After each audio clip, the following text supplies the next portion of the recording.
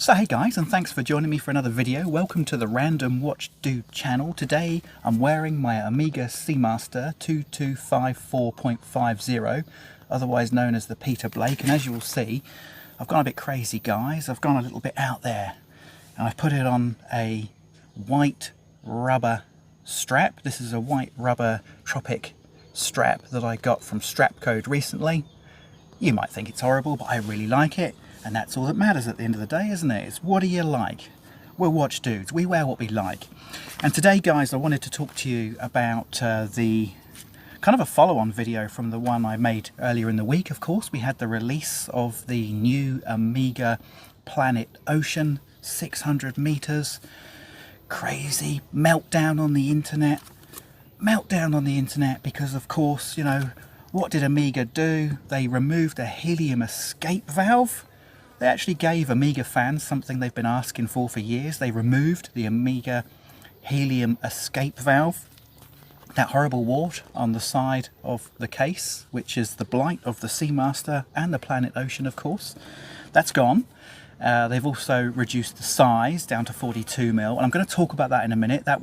Some people have been a little bit upset by that, but I want to talk about why that's absolutely fine and is not a break away from a standard Planet Ocean size. Anyway, but of course, crazily, they changed the case design. They've gone away from the lyre lugs, the lovely, smooth, curved lug design that started with the Omega Seamaster back in the 1990s. They've gone away from that and they've gone to a more angular profile on the case. I think it's fantastic. I love it. I think it's brilliant. I think it's a hark back to the previous, or the original Seamaster case design, if you like, of the 60s and the 70s, the Ploprof and the original Seamaster. They had that more angular look about them, that more angular design. But the question is, guys, for this video, it's got me thinking. I love the new Planet Ocean, as I said in my previous video. I think it's a great watch, but it's got me thinking. And that's really dangerous with a watch dude, isn't it? When you start thinking about things like this, is what does the new Omega Planet Ocean tell us about the next Omega Seamaster? Yeah, okay, well, so what I mean by the fact that what does the new Planet Ocean tell us about the next Seamaster? And of course, the new Planet Ocean, it's been quite a revelation in some respects. They've made an awful lot of changes to the new Planet Ocean. Some people like it, some people don't. I personally love it. I've made that very clear. I think it's a fantastic update. The reason I think it's a fantastic update is because in some respects, the Planet Ocean, which was actually a fairly recent model, if you think the first Planet Ocean came out in 2005, and it was kind of just a big beefed up, if you want to put it really generally, it was a big beefed up version, a 45.5mm case diameter version of the Seamaster, of the Seamaster 300. And that's worked really well. The first model, by the way, I think the first generation of Planet Ocean was undoubtedly the best. I owned several versions of that, and in particular, I owned for a little while the 42mm, yes, it was 42mm diameter orange bezeled Planet Ocean, the 2209.50. I'll put a picture of it up here. That was a absolutely beautiful watch, sublime on the wrist. So for those of you who think that that the Planet Ocean going to 42mm is a bad move or is kind of weird, well, actually it was 42mm back in 2005 and for a very long time. It just slowly got bigger and bigger, and the most recent model, of course, I think was 43.5. But there was also a 45.5mm diameter Planet Ocean, which I owned. I'm ashamed to say I've rebought that model, I think 4 or 5 times, maybe even 5 times now. Beautiful, love the Planet Ocean, but I also love what they've done with the new Planet Ocean, and I understand why they've gone that way. Why did Omega go that way, and what does it tell us about what they're thinking for the next Seamaster? The reason they went that way with the Planet Ocean is because, quite frankly, I think they'd hit a wall in the design language. There I go with that posh term again, design language with the Planet Ocean. I think it had done its dash. I think they'd really gone so far with the curved lugs on the Planet Ocean that there wasn't really an awful lot more they could do with it, other than to go back to doing a homage of what it looked like back in 2005, which was fantastic. But did Omega really want to do that? And is that really kind of, is that groundbreaking? No, not really. So what they did was they gave you everything you wanted. They took away the helium escape valve, they gave you a solid case back, they thinned it down. They've gone essentially for a really historic design, and this is really important, and this is part of the message that I wanted to convey in this video, is they've looked at how they could have evolved the current design of the Planet Ocean, and they've said, nah, we can't make this any better than it actually was at the start. You know, what we did at the start was fantastic. We're going to have to do something completely different when we revamp the Planet Ocean. Let's look in the history books, let's look in the historic archives of the Seamaster range and the Divers range, and you'll start to see where their thought processes have gone with the Planet Ocean, with the angular design, the handset. It's a chunky looking watch, but it's also dimensionally more appropriate for a slimmer wrist. This is 41mm. You don't need a 45mm diameter watch of any type, but 41mm, this is perfect. So this is a Seamaster from the early 2000s, the Peter Blake. So they've gone back essentially to their roots in the design of the Planet Ocean, and my take on this, when I'm thinking about what they're going to do now with the new Seamaster, because the new Seamaster is well overdue. So Omega tend to upgrade the Seamaster design about every 6 years, and they've done that ever since the 1990s. The most recent upgrade of the Seamaster 300, if you set aside all of the silly little novelties that they've put out in the last 2 or 3 years, the last upgrade of the standard Seamaster 300 was 2018, so they were due to upgrade it in 2024. They didn't. Why didn't they? Well, quite frankly, I think it's because the watch market at that time was really on a downhill slope, and you could argue still is, but they can't leave it any longer, right? The Seamaster 300, the current Seamaster 300 is overdue an upgrade. We're all asking for it. They're probably not selling anymore in the boutiques anymore, so it's time to upgrade. And what we're seeing with the new Planet Ocean, I think, is a very, very strong signal about what we're going to see for the new Seamaster 300. So I've compiled a list, guys, of what I think the next Seamaster 300 is going to look like, and it's based on very, very strong indications that we're seeing from Omega and what they've just done with the Planet Ocean.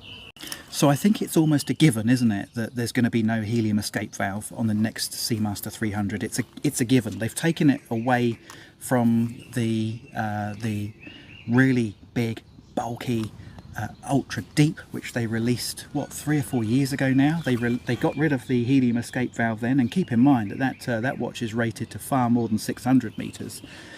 They managed to find a way to remove the helium escape valve then, so that was the first watch, the first diver's watch from Omega that hadn't had the helium escape valve in quite some time. They've now moved on to the Planet Ocean having no helium escape valve, so it's a very, very safe bet to say that the next Seamaster 300 will not have, I can't believe I'm saying this, will not have a helium escape valve. How happy is that going to make us Omega owners?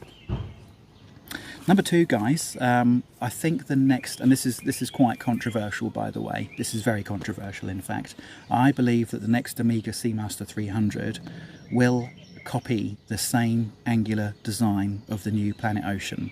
Now that is going to be a sensational change, but Omega are in the mood for it. As I said, they've looked at the history books, they're going back to their roots, they're going back to this more angular design with their divers watches. I love it, I think it's great. Yes, it's a big move away from those lovely lyre lugs and the curved contours that we've seen in the last 30 years with the Seamaster. But it's time for a change, guys. It's time for a change. You know, we've got to move on. And I think this angular shape is absolutely going to pull through from the Planet Ocean to the new Seamaster. Thirdly, I think the new Seamaster is going to be smaller than the current Seamaster. Why do I think that? Because the current Seamaster is too big. It's 42mm. And the Seamaster has always been in the 40 to 41mm range. This particular Seamaster that I'm wearing now is 41.5mm. This is the sweet spot, I believe. What I think Omega will do is, because the new Planet Ocean is 42mm and the Seamaster 300 by by default really has to be slightly smaller than that. I think the new Seamaster 300 will be 40.5mm in case diameter. I also think it's going to have a solid case back. Whoa, yeah, a Seamaster 300 that's 40.5mm case diameter with a solid case back and no helium escape valve. I mean, yeah, this just doesn't get much better, does it? Or does it? I think we're going to have the date going back to 3 o'clock, the 3 o'clock position. On the current Seamaster, it has been since 2018 in the 6 o'clock position. I've never really liked that. I think the date will all move back to 3 o'clock. I think it'll have a flat sapphire crystal. I think they'll go back to the fine textured dial of the 1990s, early 2000s Seamaster. I think they'll go back to that, which is the same texture that I have on this watch, and the blue Daniel Craig that I have. In actual fact, the blue Daniel Craig was the last time that Omega used that fine textured dial before they went for that really garish, coarse wavelength on the dial, which I've never warmed to it. I'm going to be honest with you, I've never warmed to it. Another sensation that I think we'll see in the next Seamaster 300, which I believe will be released next year, I think they'll change the handset, they'll go away from the skeletonized hands, and I think they'll go for broad arrow hands, which is very similar to obviously the hands that you've got on the Planet Ocean. I think they'll go for broad arrow, and I think they'll go for the sword hands. In actual fact, the sword hands are what I've got on the Peter Blake. They're very, very popular, and that's actually one of the reasons that this watch is so popular, is because of those sword-shaped hands, and I think we'll see that on the new Seamaster 300.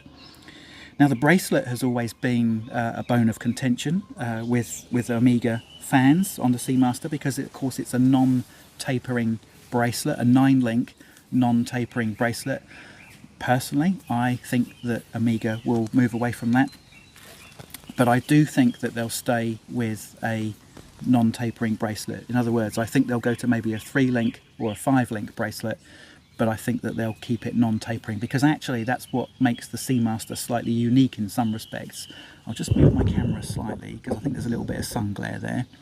I think that's what makes the Seamaster 300 unique in some respects, is that it's always had that non-tapering bracelet, and I think that Omega will probably keep that, but maybe go to a 3-link or a 5-link, just to sort of tone down the blinginess that a lot of people don't like about the 9-link bracelet.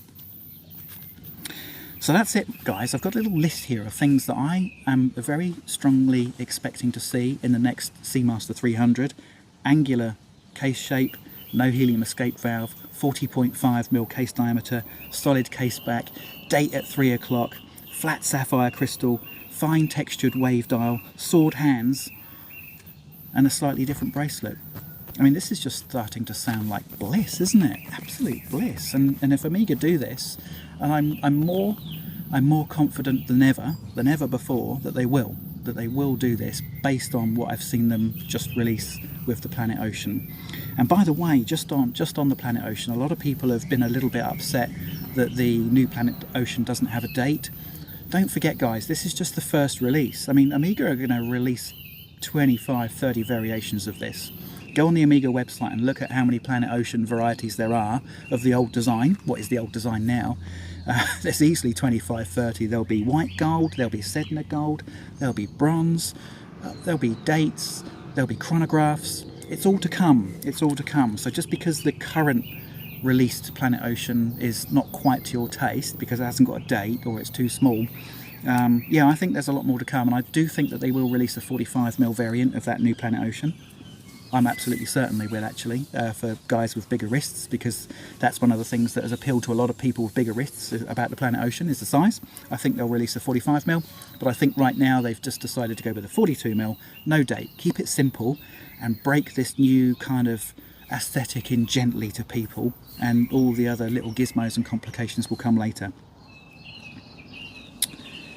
So, in a nutshell, what we've been talking about over the last 5 years, about all the things that we really dislike about Omega and where they're going and their design ethos, do you wonder where they're actually do you think they're actually starting to listen? I'm starting to wonder, guys, whether Omega are actually starting to listen to us watch dudes waffling on about what we hate about the current Omega lineup and what we want to see in the next one. And that's why I'm starting to I've got a lot of confidence out of seeing this Planet Ocean, if you haven't gathered that already from this video and the last one. It's given me a lot of confidence in Omega. It's restored my faith in their design ethos. And let's just wait and see. I'm picking that that they'll release a new Seamaster 300 next year. And who knows, it might coincide with the announcement of the new James Bond character, because that's well overdue as well. And of course the Omega Seamaster and James Bond have always been very, very closely linked over the last, well, since the 90s, of course. So it's very, very possible that, you know, that sometime next year, maybe next summer in the Northern Hemisphere, we'll see that watch released along with the next James Bond.